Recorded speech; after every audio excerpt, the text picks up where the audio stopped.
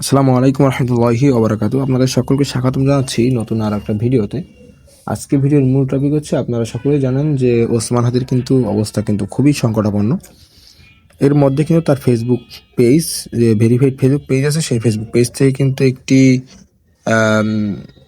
Post করা হয়েছে, খুবই গুরুত্বপূর্ণ পোস্ট, এবং সেই পোস্টে কিন্তু উল্লেখ করা হয়েছে সকলকে শাহবাগে যাওয়ার জন্য। ঠিক আছে, আসলে শাহবাগে কেন যাওয়ার জন্য বলা হয়েছে সেটা সম্পূর্ণ ভিডিওটা দেখলে আপনারা বুঝতে পারবেন। যা কিন্তু গত শুক্রবার, অর্থাৎ প্রায় এক সপ্তাহ হয়ে গেছে, গত শুক্রবার কিন্তু তাকে কিন্তু গুলি করা হয় তার মাথায়। কিন্তু তার মাথায় লাগে না, কানের পাশ থেকে গুলি বের হয়ে যায়, বাম সাইডের চোয়ালে লাগে। এর পরবর্তীতে কিন্তু তাকে ঢাকা মেডিকেলে নেওয়া হয়, বা ঢাকা মেডিকেল থেকে এবার কেয়ারে নেওয়া হয়। ঢাকা মেডিকেল থেকে মানে যে চিকিৎসা দেওয়া সম্ভব হয় সেটা ই করার পরে তারপরে কিন্তু এবার কেয়ারে নেওয়া হয়। এবার কেয়ার থেকে তাকে সিঙ্গাপুরে পাঠানো হয়।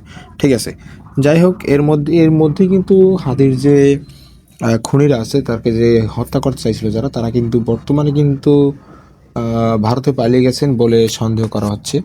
ঠিক আছে, যাই হোক, চলেন আমরা সেই ফেসবুক পোস্টটি পরে আসি। ঠিক আছে, হাদির যে ফেসবুক পেজ, সেখানে প্রথমে পোস্ট করা লেখা আছে জরুরি।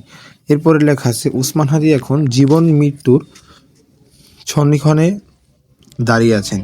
ঠিক আছে, মানে তিনি যে মারা যাবেন না বাঁচবেন, এর যে মাঝামাঝি জায়গা, সেই জায়গায় তিনি আছেন।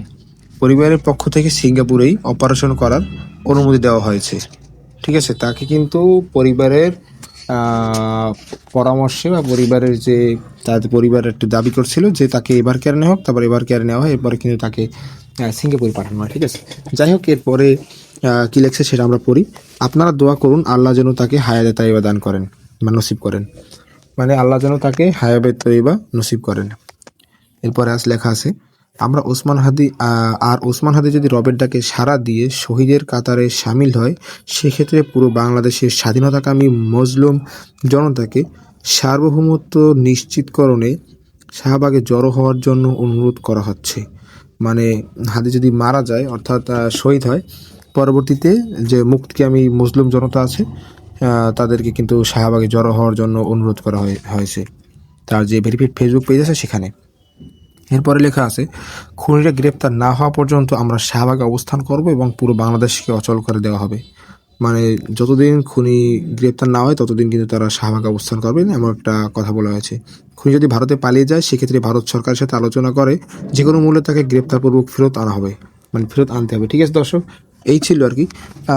এখন আপনাদের মূল্যবান যে মন্তব্য সেটি অবশ্যই কমেন্ট বক্সে জানাবেন। তাকে কিন্তু সেখান থেকে কিন্তু উন্নত চিকিৎসার জন্য অন্য আরেকটি দেশে নেওয়ার কথা ছিল, কিন্তু তার যে বর্তমান যে অবস্থা, তাতে কিন্তু নেওয়া আসলে সম্ভব হচ্ছে না। এর মধ্যেই কিন্তু তার যে নাম্বার প্লেট, তাকে যে ওসমান হাদিকে যে হত্যা চেষ্টা করা হয়, সেই যে বাইক ছিল, তার নাম্বার প্লেটটি কিন্তু উদ্ধার করা হয়েছে ম্যানহোল থেকে, এবং তার বাইকটি উদ্ধার করা হয়েছে। এ নিয়ে কিন্তু বিভিন্ন তর্ক বিতর্ক তো রয়েছেই, বিভিন্ন সমালোচনা হচ্ছে র্যাবের যে আসলে যে বাইকটি ছিল, সেই বাইকটি আসলে যে নাম্বার প্লেটটি লাগানো ছিল, অর্থাৎ যে ড্রাইভারকে গ্রেপ্তার করা হয়েছে, রিমান্ডে দেওয়া হয়েছে 3 দিনের, সেই ড্রাইভার নাকি জিক্সার SF একটি বাইকের মানে মালিক, ওই নাম্বারের, কিন্তু ওটা আসলে ভুয়ো নাম্বার প্লেট ছিল। অর্থাৎ অনেকটা সন্দেহ করা হচ্ছে যে ওই লোকটি আসলে মানে নির্দোষ। যাই হোক, পরবর্তীতে যদি কোনো এভাবে আপডেট পাওয়া যায়, তা অবশ্যই আপনাদেরকে জানিয়ে দেওয়া হবে। কোনো নিশ্চিত না হয়তো আসলে কোনো কথা বলা যাবে না।